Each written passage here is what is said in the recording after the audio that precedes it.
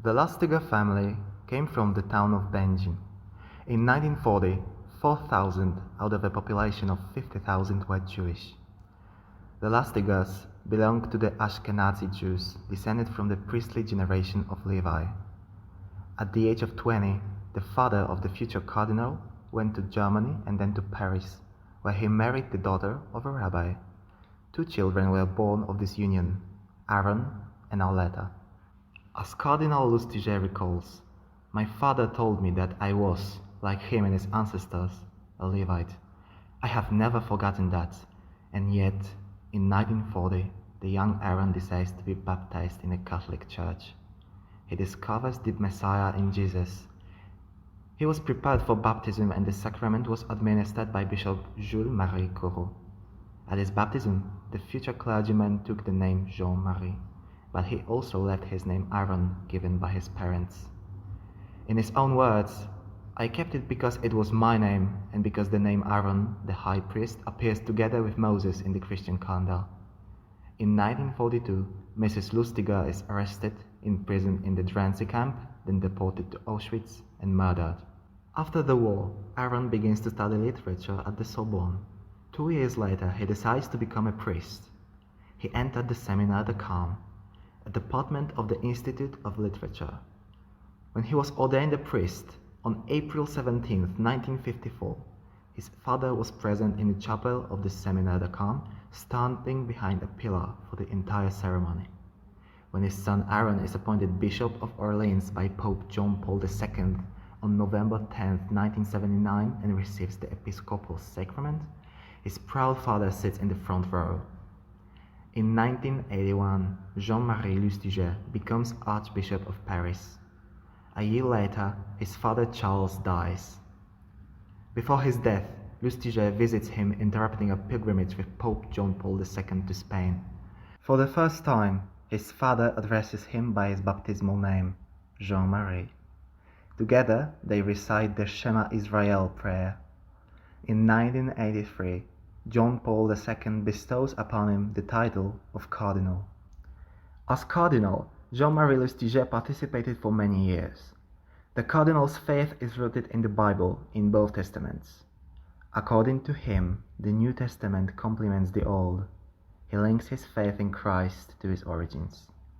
"I was born a Jew, and I will remain one, even if the rabbis have a different opinion about it."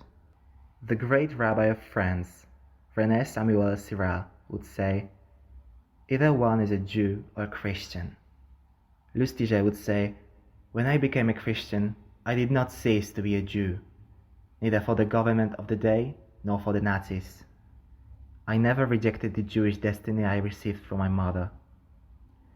In 1983, the Cardinal visited his mother's place of death, Auschwitz. He returned here many times at the behest of Pope John Paul II and Pope Benedict XVI.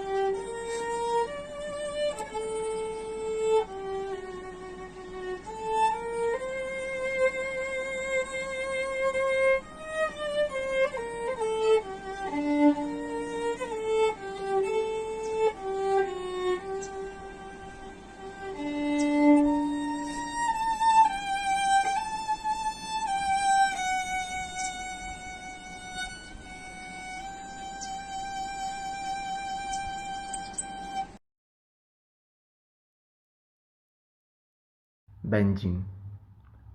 Unofficially, the Cardinal came to Będzin in 1992.